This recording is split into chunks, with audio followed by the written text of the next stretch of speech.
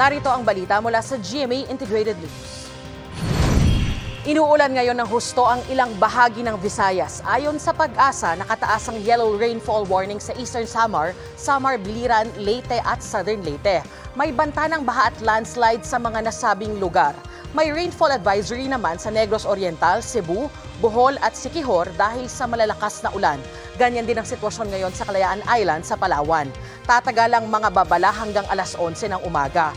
Dulot ang masamang panahon ng low pressure area at hanging habagat. Huling namataan ng LPA sa silangan ng Surigao City. Nananatiling mababa ang tsansa nitong maging bagyo sa ngayon. Narito naman ang iba pang balitang binabantayan ng GMA Integrated News. State of calamity idineklara sa Maguindanao del Sur dahil sa bahang dulot din ng masamang panahon. Ilang biyahe ng eroplano papunta at paalis sa Bicol Region kanselado dahil sa pag-uulan. At dagdag na 35 pesos sa daily minimum wage ng mga manggagawa sa NCR, epektibo na ngayong araw.